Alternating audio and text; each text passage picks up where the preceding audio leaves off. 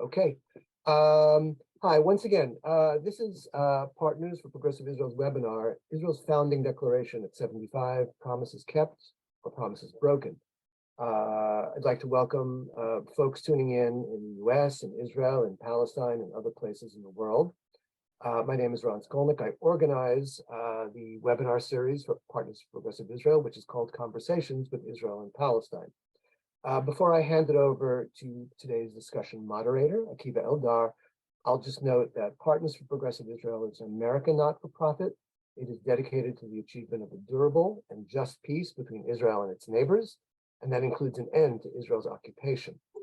Partners supports Israelis working to ensure social justice, civil rights, Jewish-Arab partnership, and equality for all of Israel's inhabitants.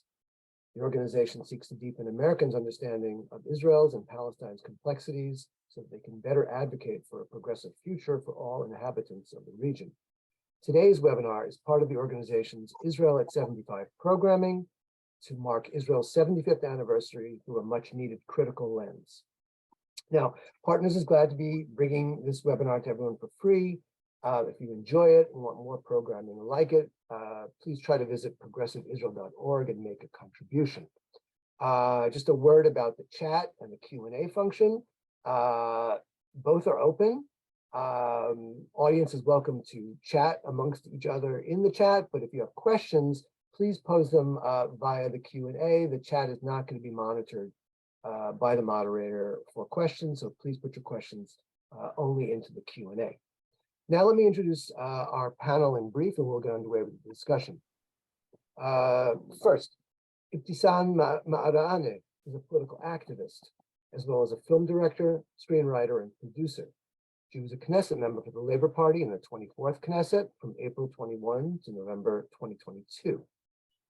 Her films, which deal with questions of feminism and Palestinian Arab identity and status in Israel, have won numerous awards and honors, and I can't name them all, but they include Lady Kul Arab, Badab, 3 Times Divorced, and Paradise Lost. She has also taught film studies at the Bezalel Academy of Arts and Design and at Sapir College, and has served as a mentor for women filmmakers. Ma'arane has been granted the Israeli Television Academy Award and the Semi Michael Award for Equality and Social Justice, and has been recognized by Haaretz as one of the 10 most influential women in Israel. Michal Rozin was a Knesset member for the Meretz Party from 2013 to 19, and then again from 2021 to 2022, when she served as Meretz faction chair and a member of the coalition executive. Before becoming an MK, she was senior advisor to Minister of Industry and Trade Ron Cohen, and parliamentary advisor to Knesset member Nomi Chazan. Prior to entering politics, Michal was executive director of the Association of Crisis Centers for Victims of Sexual Assault. In her public and parliamentary activity, Michal promotes equality amongst all people in Israel, regardless of race, religion, gender, sexual orientation, and she fights for women, for LGBTQ rights, for asylum seekers, for the environment, for ending Israel's occupation over the Palestinian territories. Michal has been awarded the Israel Democracy Institute's Outstanding Parliamentarian Award in recognition of her work promoting the rights of women, children, and disadvantaged groups. Last but not least, Akiva Eldar is a political analyst, author, and regular contributor to the Israeli daily Haaretz, where he has served as its senior political columnist, editorial writer, U.S. bureau chief, and diplomatic correspondent.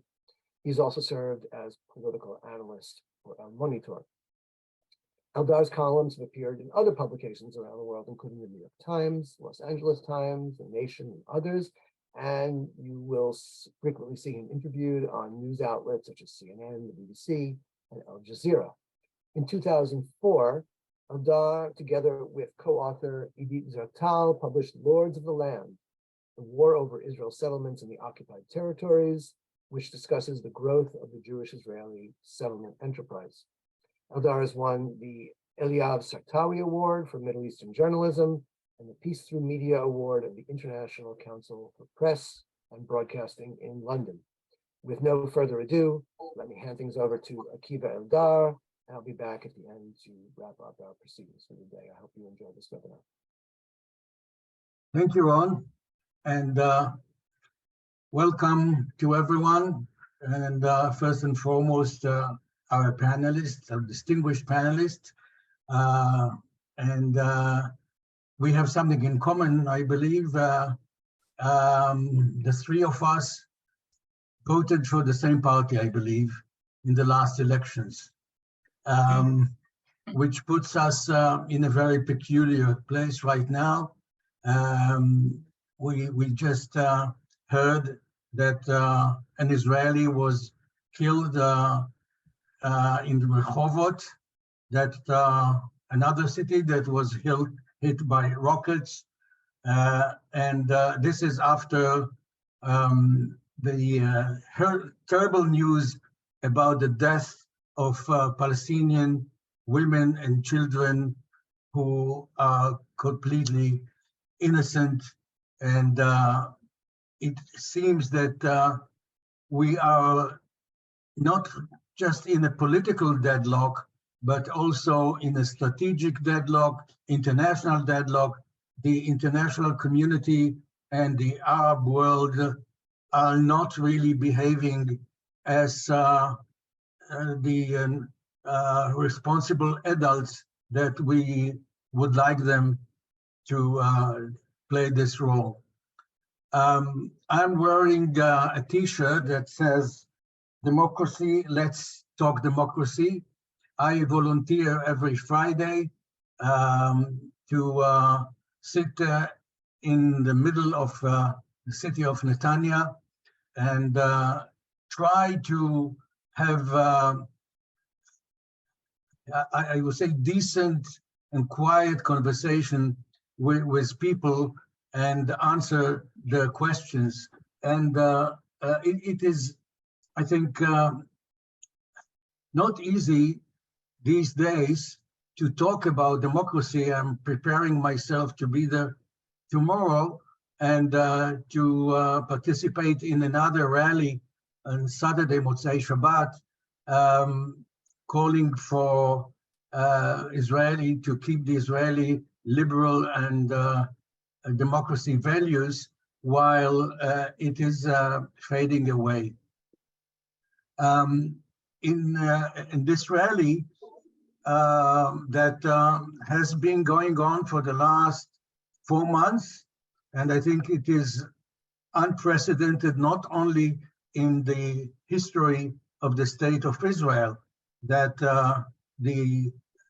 there is a public protest that is going on for such a long time, but I think in modern history, maybe since the demonstrations against the Vietnam War, we haven't seen anything like this. And I really wonder what will happen this Saturday if, because in Israel, what unites people, and I'm talking, of course, about a Jewish constituency, is another war. And we have a say that when the cannons are shooting, the muse has to shut up, including the voice of democracy, and people expect us to shut up.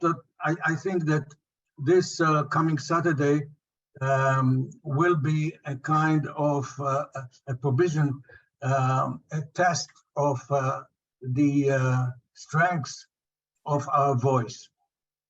I will start with, because after all, I think that it's about the lack of constitution in Israel. And had the founding fathers and mothers of this country had the courage and the vision, including Ben-Gurion, or maybe even first of all Ben-Gurion, to go ahead with a basic lines of constitution, we hadn't been standing now in a position that Israel is in the verge of becoming another Hungary or Poland, which it's very interesting that, and maybe symbolic, that a few days ago, the EU embassy has canceled, decided almost unanimously, the ambassadors of the EU to cancel the national reception, the European Day that is celebrated around the world, was not, for the first time, was not celebrated in Israel. And all the European ambassadors, except of 2 ambassadors, voted in favor of canceling it in order to avoid offering the platform to a racist Jewish, I'm afraid that, if he's Jewish, I'm not, minister, Itamar Ben-Gurion, who was assigned to represent the government. And there were only 2 ambassadors who abstained or voted against the cancellation of the event. And these are the ambassadors of Poland and Hungary. So tell me who your friends are, and I'll tell you in which position your country is on the scale of liberal democracies. So a short background is that actually in 3 days, May 14th, Israel will celebrate the 75th anniversary of the Declaration of Independence that was publicly read out by David Ben-Gurion late in the afternoon of May 1448. It was a Friday. Its last operative section promised that independence would be followed by a constitution which shall be adopted by the elected Constituent Assembly not later than the 1st October, October 1st, 48. It didn't happen then, and it didn't happen later. And one of the reasons, and actually this was discussed between Ben-Gurion and Pinchas Rosenblit, Rosenblit, who became later Pinchas Rosen, the Minister of Justice and Supreme Court judge, who said, we have a problem, because how can you declare independence without drafting actual borders? There is no country in the world, a sovereign country, independent country, that didn't decide what are its borders. So Ben-Gurion said, law is a matter that human beings decide. Everything is possible. Law is a matter that human being decides, and nothing is a priori. Throughout the years, there were some initiatives, members of Knesset, who tried to pass basic law. There was, I have also to add that until 66, the Israeli Arab minority lived under a military government, which means that an Israeli Arab or the 48 Palestinians who wanted to move from Shfa'am to Tiberias needed to get a permit, and actually they were officially second-class citizens, if not third or fourth. So Israel lived with this paradox, and since it declared itself as both democratic and Jewish, we were walking on a very thin thread. On one hand, you say, what is democracy about? Every child knows that democracy is first of all about equality. But if you want to declare yourself as a Jewish state, that means that an Arab Israeli or a Muslim Israeli, because I don't want to go into this matter of what does Jewish mean. Is it a religious definition or a national definition. But in any case, if Israel is a Jewish state, or not the state of the Jews, because I see a big difference between Israel being a state of the Jews, so every Jew who wishes to live in Israel will find an open gate. But what does it mean if you are a Palestinian to live in a Jewish state? Do they have equal rights? And I'm sure that Ibtisam will elaborate on this.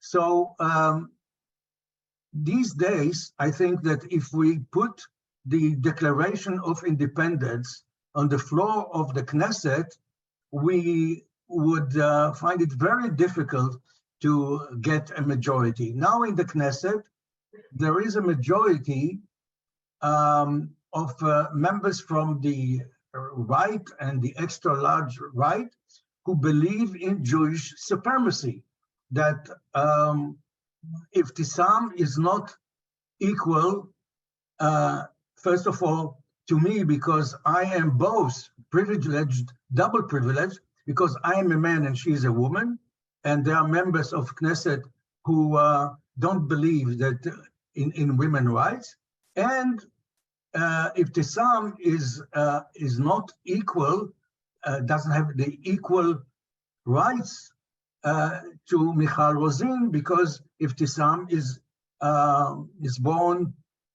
not Jewish. Doesn't matter if she is Muslim or Christian or Baha'i.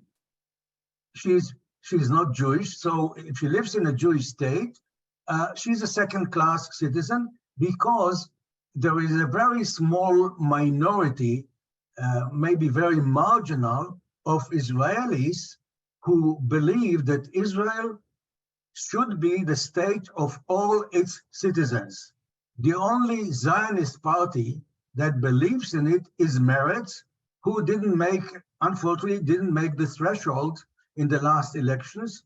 Hopefully they will be back soon. And both Ibtisam and Michal are ex-members of Knesset, but what the Meretz believes is that Israel is the state of the Jewish people, but at the same time, it is a state of all its citizens, because you can't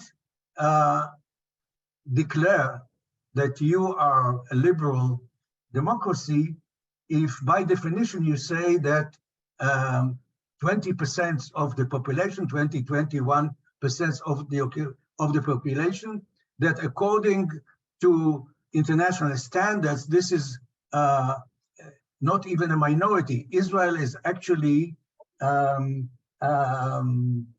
would say, a dual national state or binational state. And since we don't have borders, but under the control of the Israeli government right now, there are more non-Jews than Jews. So here we are now to discuss the implications of the lack of constitution, the lack also of checks and balances, because we don't have two houses, there is only one house, and according to the Israeli political system, winners take it all.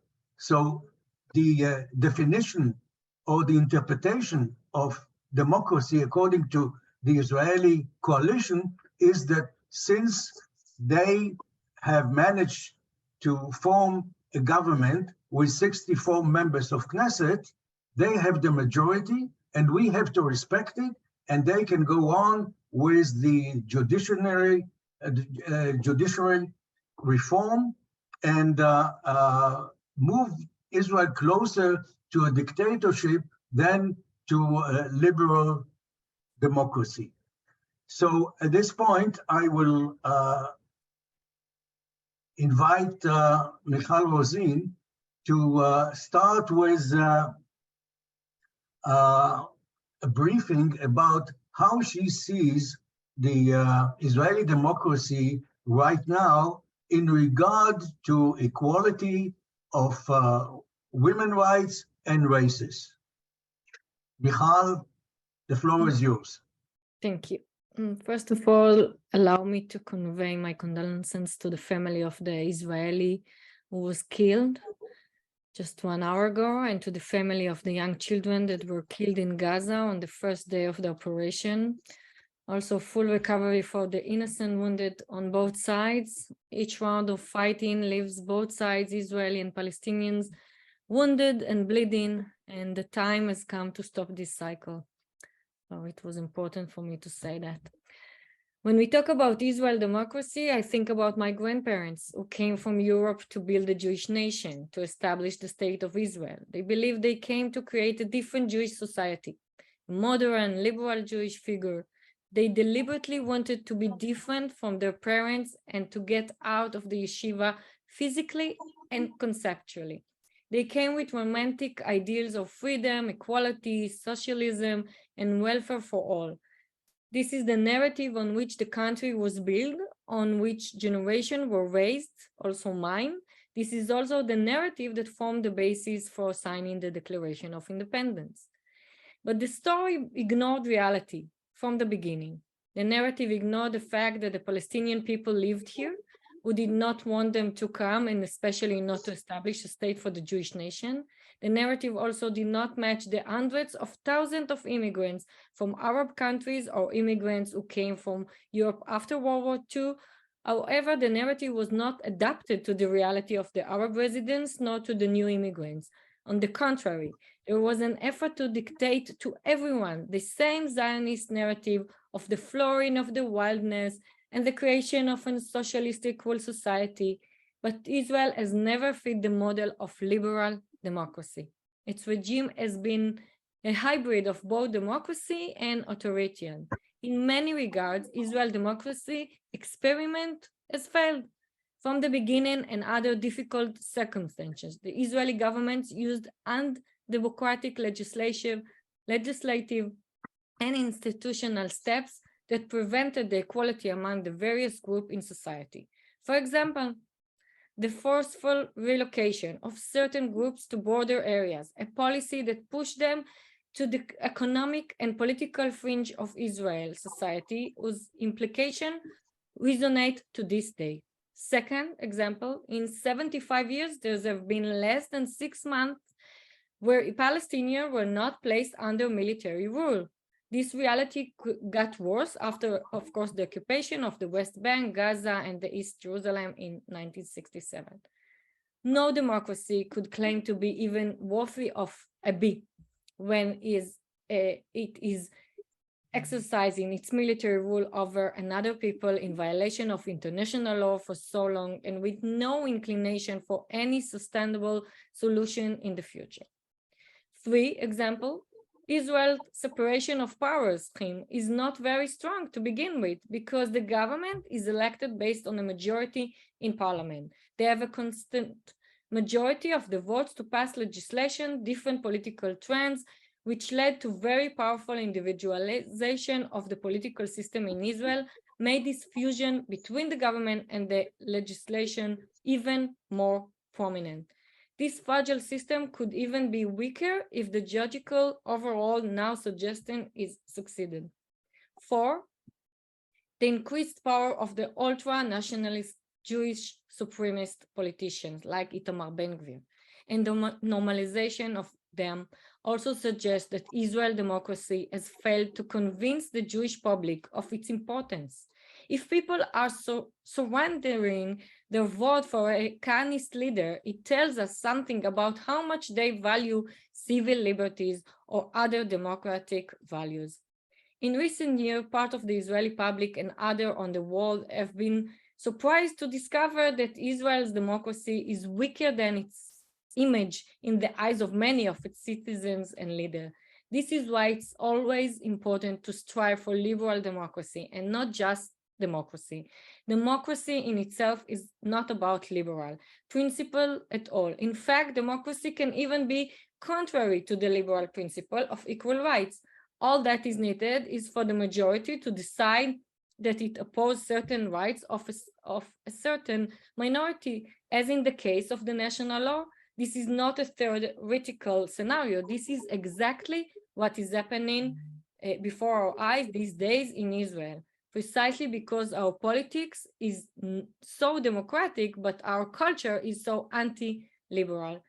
Today, Israel is a clear example that a democracy can democratically decide to stop being a democracy. There is no paradox in this.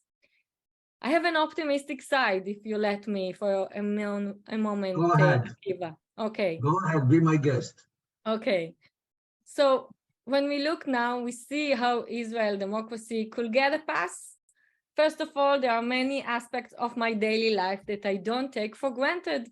The success that women rights organization and LGBTQ rights organization were a combination of both an incredible campaign of advocates that managed to shift public opinion, but also of democratic institutions that allow for sufficient avenues to pursue these goals.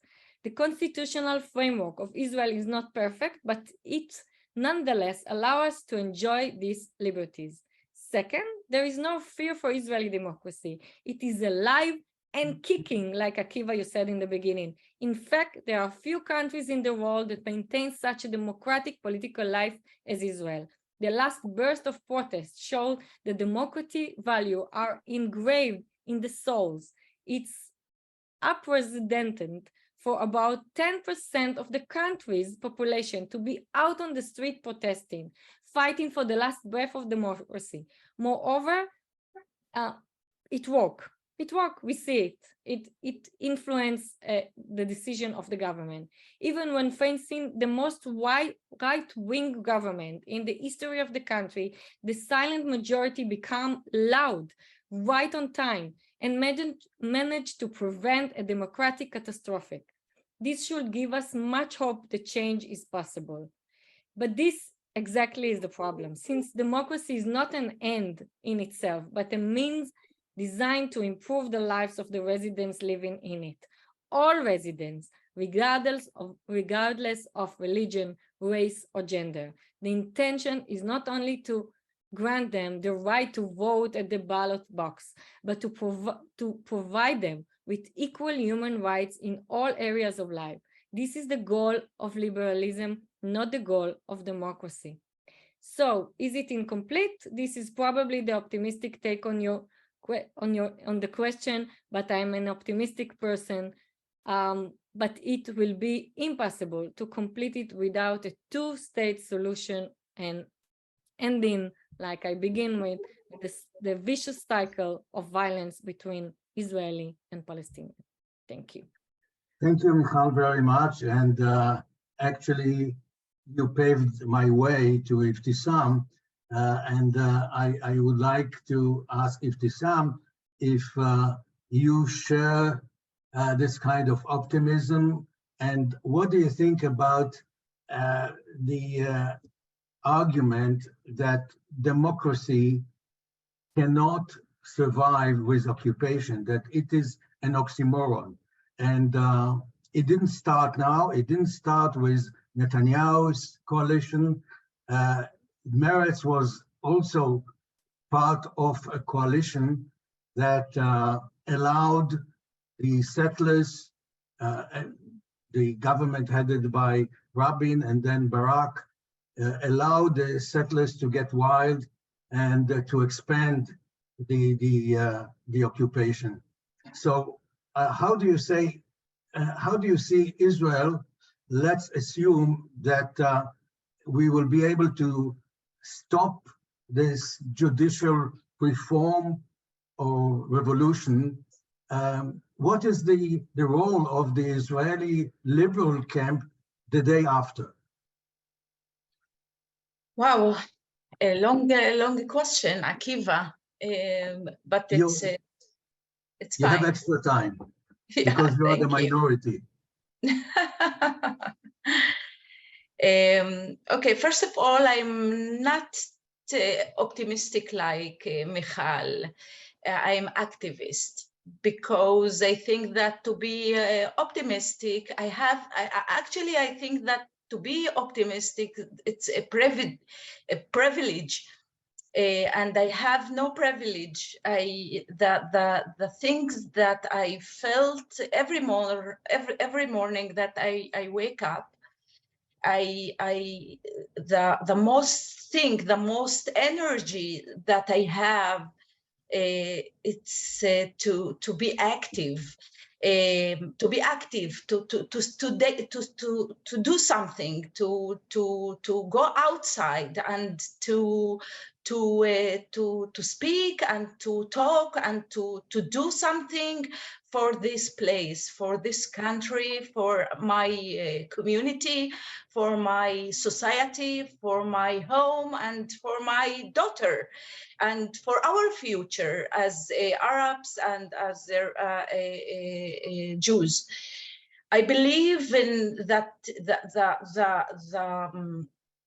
the difficulties here in Israel, that especially in the Arab minority here in Israel, that most of the Arab community feeling later that they have kind of apathic feelings.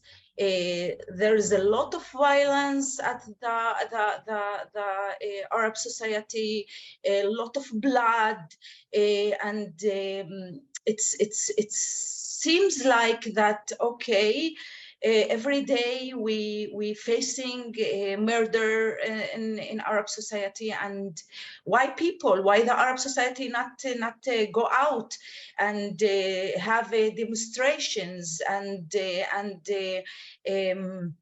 said enough. I think that it's a psychology cycle that the Arab society felt that that it's not matter what they can do. Something here in Israel, I think that we need to be more active to fighting for the human rights, for the Arab rights, for the Palestinian rights, for the women rights, and for our democracy. This is my vision, that if you can go outside and to the demonstrations and take part of this, to talk about the LGBTQ of Palestinian, to talk about women's rights, this is that we have to do, to be active, to stop the Amshichiyut,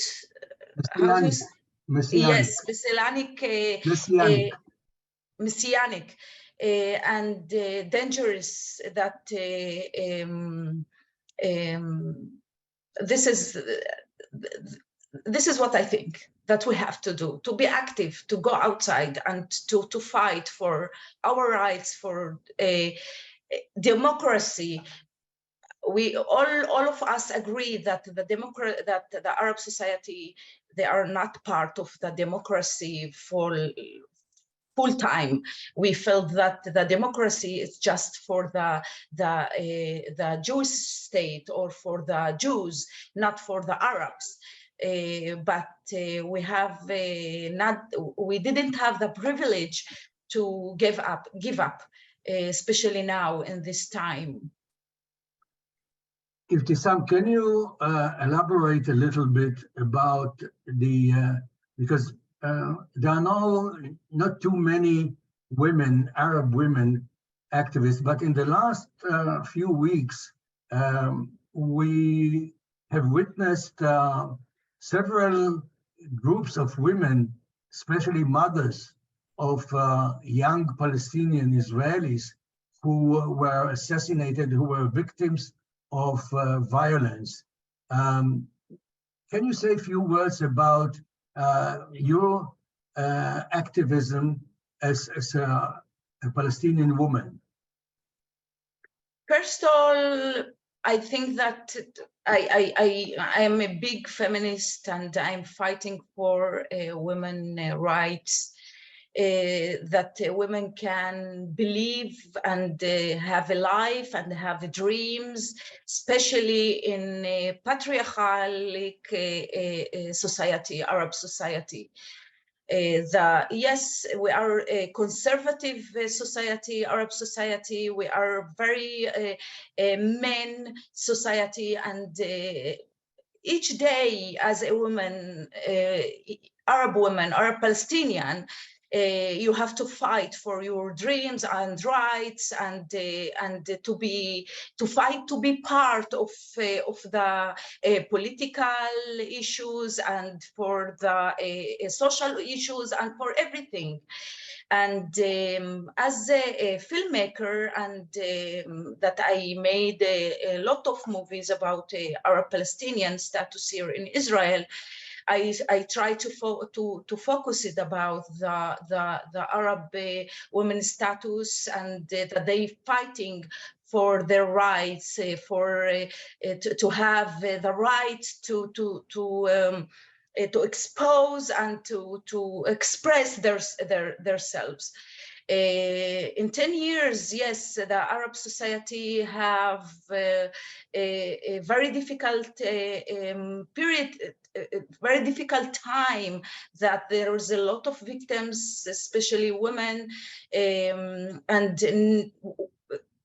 unfortunately, nobody can stop this miscarriage. Not the police, not the leaders of the Arab society. It's become bigger and bigger, and a lot of blood and victims. But I again say that we have to be active, more active, and not too afraid to say it, and to go outside, and we have to continue to fight for our rights.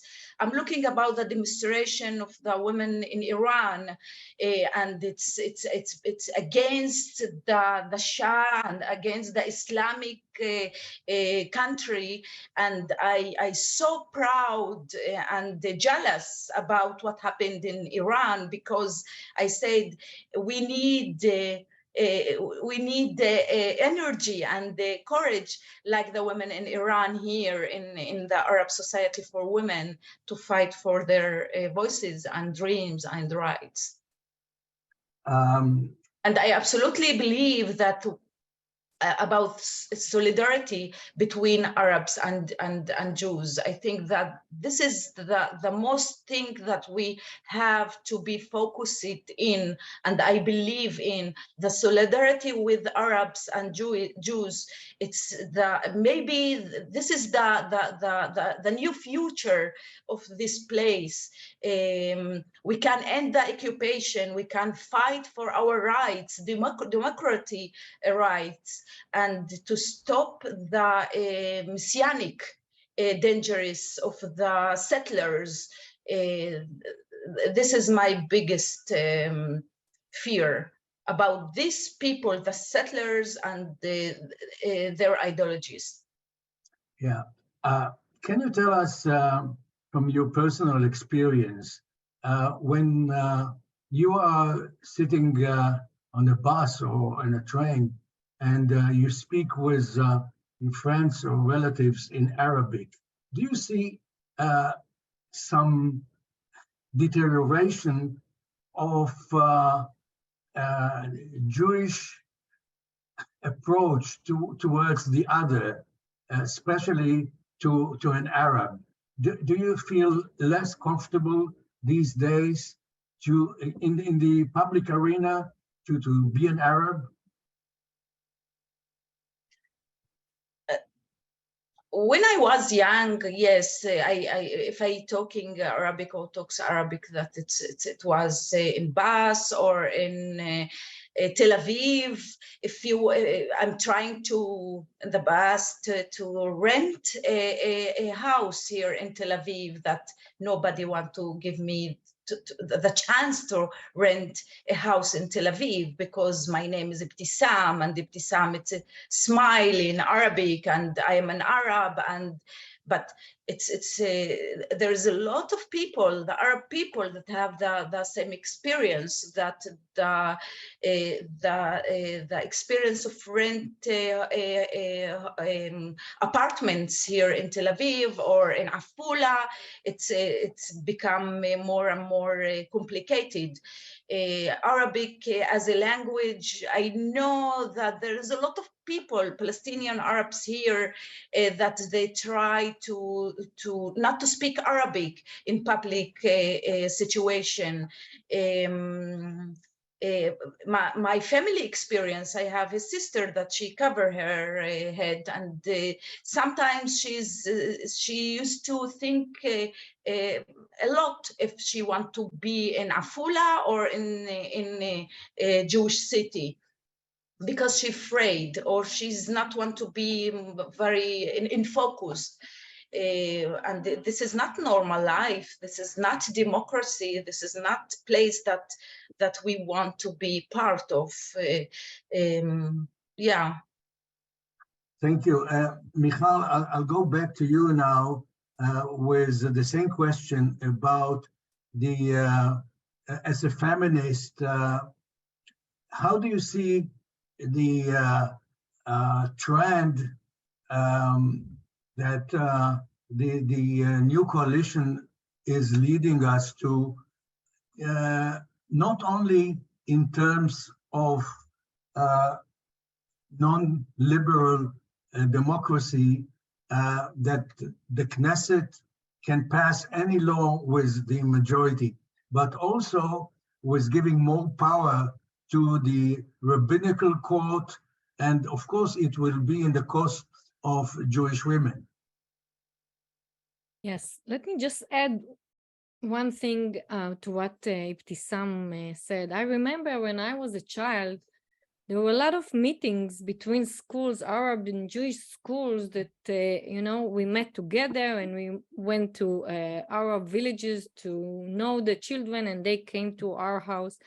A few years ago, we tried Meretz to pass a bill and a budget to meetings like that between students, Arab and Jewish, that they will meet together, because there are separation in Israel. They don't meet each other.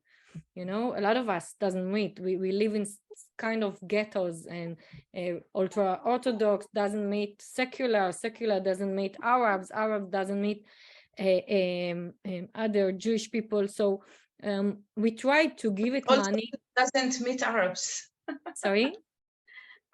Secular Arabs doesn't meet the religion Arabs. Also, yeah, exactly. The same so we situation. live like separating groups. They don't meet each other. Lots of us in the secular society, we meet in the army, maybe in university or college or something like that. But of course, with between Arabs and Jews, they're almost, and also with the ultra-Orthodox, almost a full separation.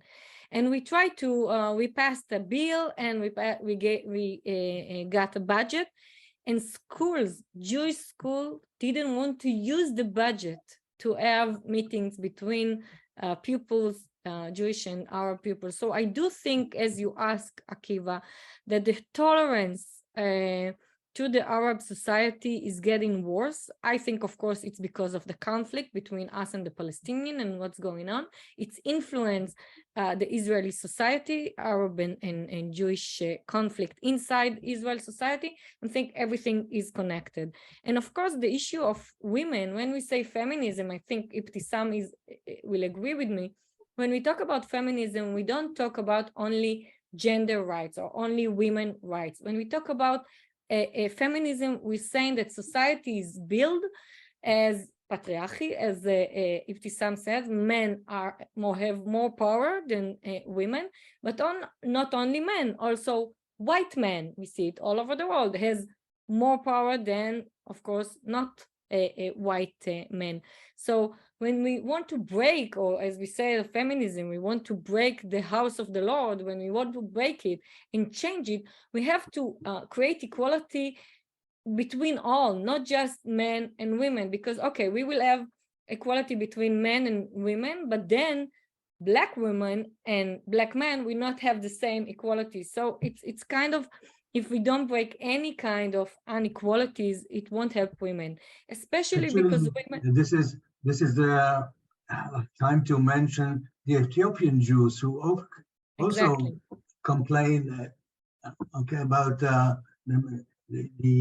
discrimination and the way the white Jewish people are looking at them. Yeah, all over the Especially the world, we have police. classes. We have classes, we have inequality between classes. And of course, in any kind of class, we have the women that are less than the men in their same class. So they're not only suffering from discrimination in their home and of course violence and all of that, but they're also suffering from institutional discrimination. So it's a double and sometimes third discrimination. But you asked me, how many women do we have in the cabinet? I think on the cabinet, on the government today, we on the cabinet, I think there's three women. Yes, and of course in the defense and security cabinet, we have only one. But I have to say that's not the problem. You know, we used to count out of 32. Yes, and but let's talk about the coalition. They have 64 men and I think 9 women. All the coalition. Okay, we were like a quarter of the coalition in our government, the last government. But I have to say, it's not enough just to, of course, it's important that we have representation in the Knesset, in the parliament and the government, but it's not enough just, you know, to check, okay, we have 5 women, 10 women. It depends which women is representing us. If they are not feminist, if they're, you know, there are some kind of conservative and being against the right of women to choose what she's doing with her body, the right of women to abortion. There is a minister who is bragging about being a proud racist, who was almost appointed the consul general in New York. Yeah. Yes, exactly.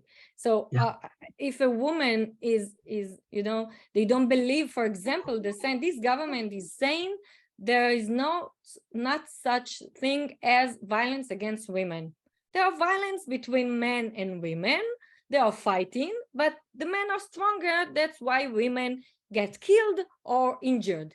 They don't believe in the establishment of rape culture. They don't believe in the fact that women get beaten not because they're weaker as physical. They are getting beaten because their socialist level is lower than men. And it can happen. And even if you go to the police and if you go to the court, you will get, you won't be protected a lot of time. We see a lot of times that women get killed after they're already been complaining to the police, already going to court against the husband, also, you know, going to a public hospital, and there are records and everything, and still the country didn't protect them, and they were killed. So this government is conservative in so many ways that, and anti-liberal in so many ways that it's not, and unfortunately they're saying we are in democracy, we have 64, more than half of Knesset members, so we can decide everything, and they can decide everything. But what they want to decide is to take our liberty rights from us and harm democracy, of course. You know, we became nonchalant about the fact that there are 2 parties in the Knesset that disqualify women from running for office, any office. Yeah. I don't know if you saw this video from a rabbi.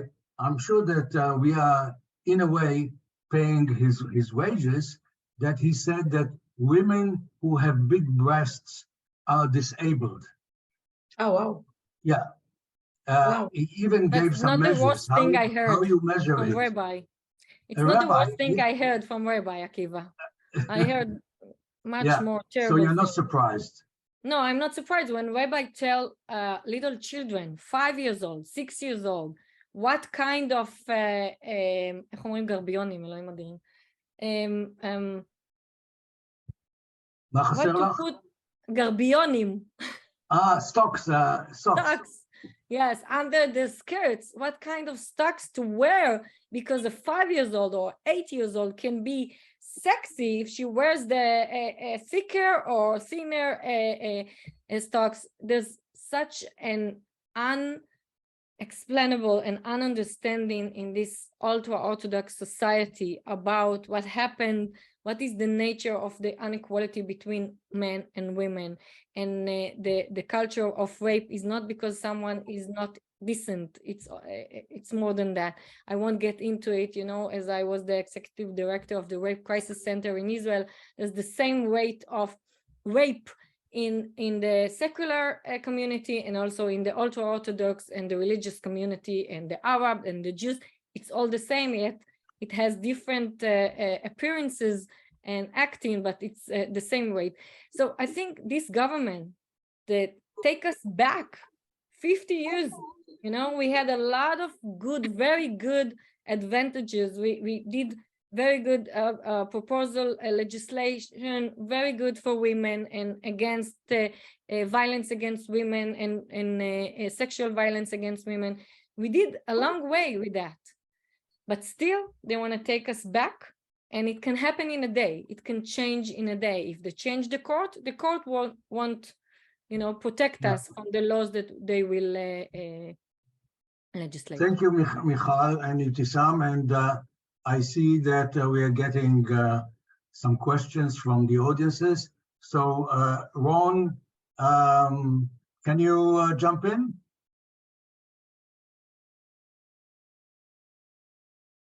You have, I think, at the chat, the Q&A. Yeah, okay, let's start with the first question. Ellen asks, why are Meretz and Labour dying? Ibtisam, you have an answer to this, or you ignore it? I ignore it. I think that we are not we just have a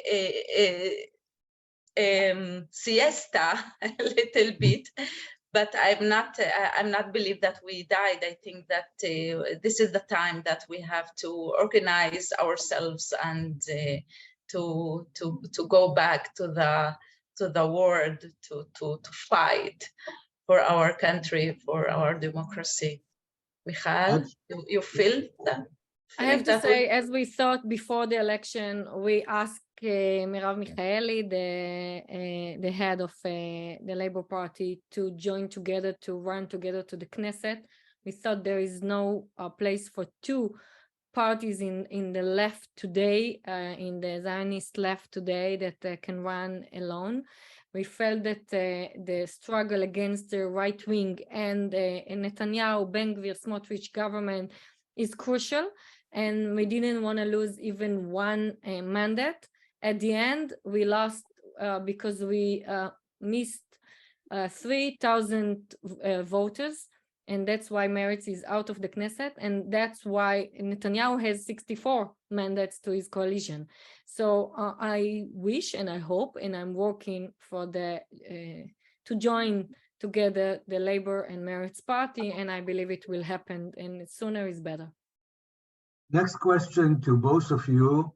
What do you think of a one-state solution? If you're asking me, I think it's a very theoretical question, because there is I think a consensus from right to left. Either people don't believe in it or people refuse, because practically there is a one-state reality.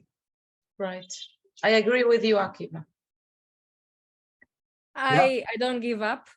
I think because I do believe in a state for the Jewish people, and I do believe it's still needed in this climate of what's going on in the world. I do think that we still need state for the Jewish people and their rescue state, if you can call it.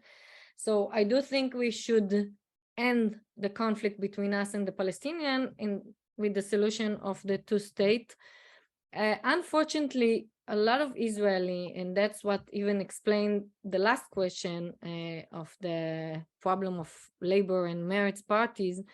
I think a lot of Israelis stop believing in this solution, not because they don't think it's the right solution, because we see in any poll that more than 50% of the Jewish population in Israel support the two-state solution. They want to separate from the Palestinian. They just don't believe it can happen. They don't believe it can be really exercised right now. But it's not that they don't believe it. Most of the Israeli doesn't want one state. Ibtisam and Akiva doesn't want one state. Most of the Israeli, also the Arabs doesn't want one state. They want. I agree with you. I'm also believe, and I want my dream that the Palestinian can have the state of Palestinian. Yeah. And yes, but if you can find the green line at the map, let me know, because I think that there is it's become. It's blurred. I don't think so. Sorry. I do think that the governments for all the years trying to blur the green line. But if you see also in polls, but also in reality, how many people going to live behind the green line, going to live in the settlements? They are not religious. They are not ultra-religious. Less than really few. That's one thing. The other thing, I don't see Israeli, secular Israeli, not religious, not ultra-Orthodox, going to have a beer in Ariel pub, okay? Going to even go for a trip, a walking in the nature behind the green line. I don't think they succeeded to make the settlements likable to the most of the Israeli. I think most of the Israeli, in one hand, doesn't want them, they want to separate from the Palestinian. They doesn't care about the settlement. They just don't believe that we can do anything now. They think it's a done deal and the settlers are already there and we cannot break the settlements. We need to give them hope, but we can give them hope only if we have leaders in both sides that they will be courageous, brave, and they said we need to have a peace agreement. Andrew Rosmarin didn't like my remark, the use of Jewish supremacy. Can you read it also? Can you read the questions? Read it. Right. You can read it. He believes that I went a little bit too far, and that the current government parties believe in rights of women. The Jewish national state law is discriminating.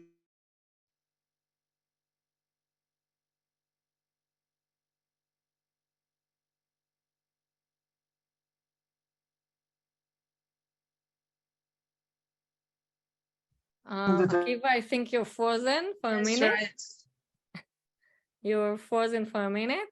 Yeah. So if I understand, supremacists. Okay. You are frozen, Akiva.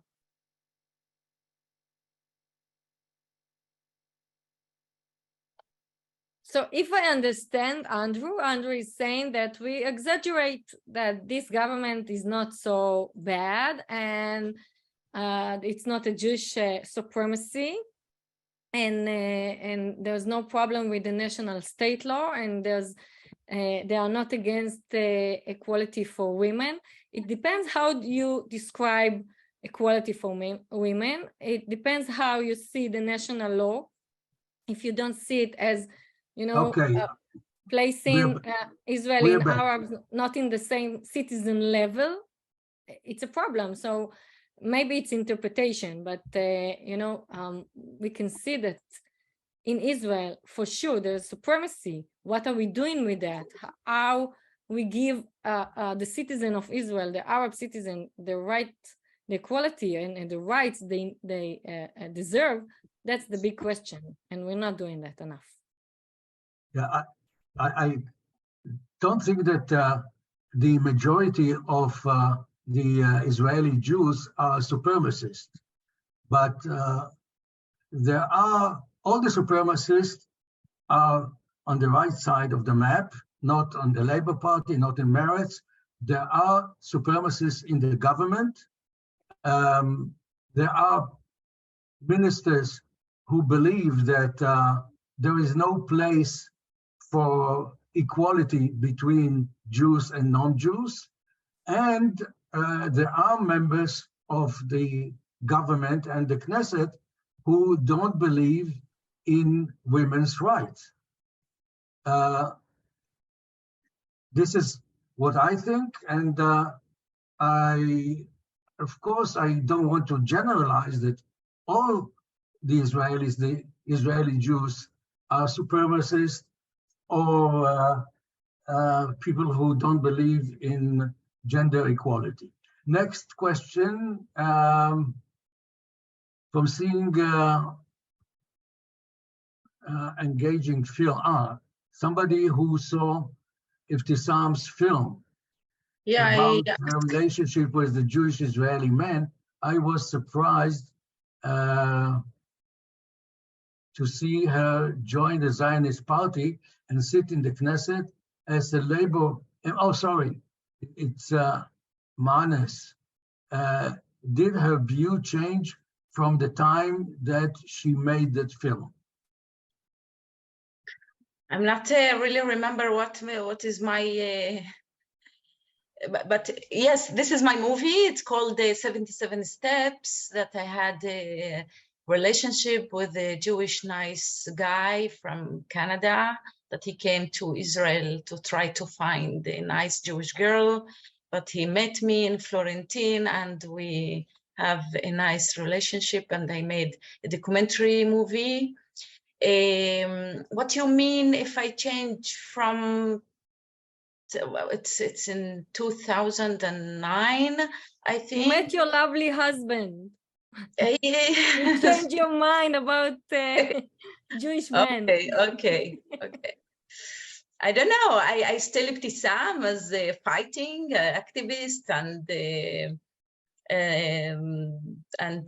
that's it. I continue do things and make things and try to make a change and challenging my society and my country all the time.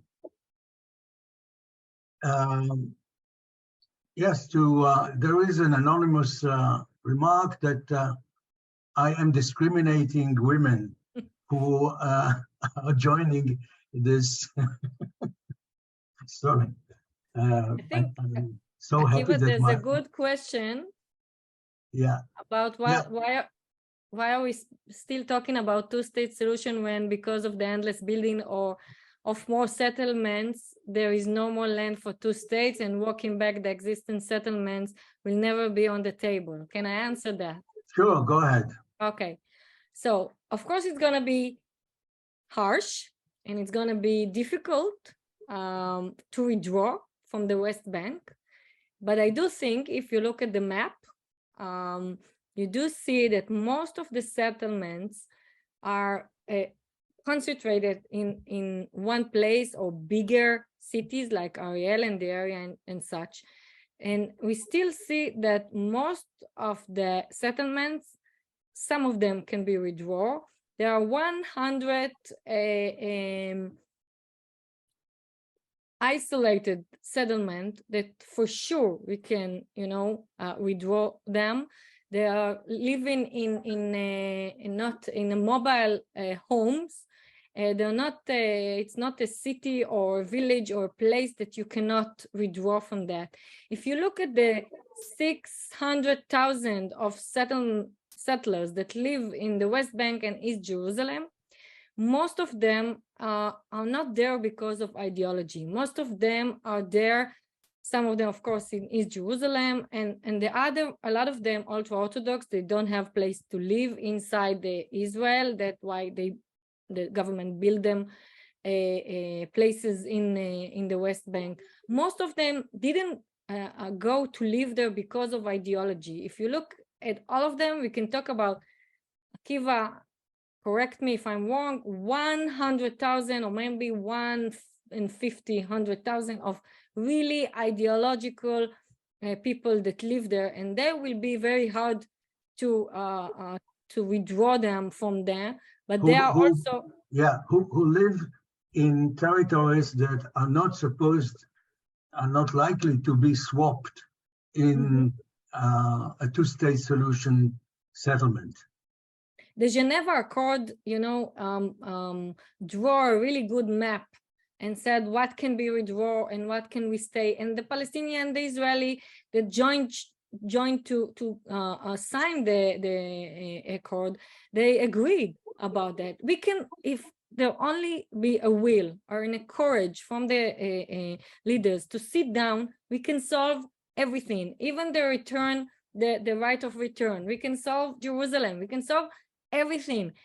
You just need to want to do it, and you need someone brave to do it and come to, I believe, for example, if Netanyahu will come to the Israeli and say, that's what I think is a good solution, that's what I think is a good agreement, the Israeli will support him. How do I know that? Because for 75 years, the Israeli public always support their governments when they're going to war and when they're going to do a peace agreement. Let's try it. We didn't try it. Well, I think that I hope that you are right. I don't see this happening. And I'm not even sure that these days Netanyahu will be able to convince the Likud member, because I think the devil is out of the bottle. Yeah. And it will be very difficult for him to put it back with the incitement. He was too successful in demonizing the Israeli left, let alone the Palestinians. Right. I'm afraid we have to wrap it up. Ron? Ron? Thank you, everyone. Thank you, Akiva. Thank you, Bisan, Michal. Thanks to everyone who joined us today. And thank you, folks, for staying on past the hour. Thanks as well to my colleague Dinesh Sharma for all his behind-the-scenes work making this discussion happen. We hope you enjoyed it. I share the panelists' hope the Biden administration likes to call for equal measures of freedom and dignity and justice and security for Israelis and Palestinians.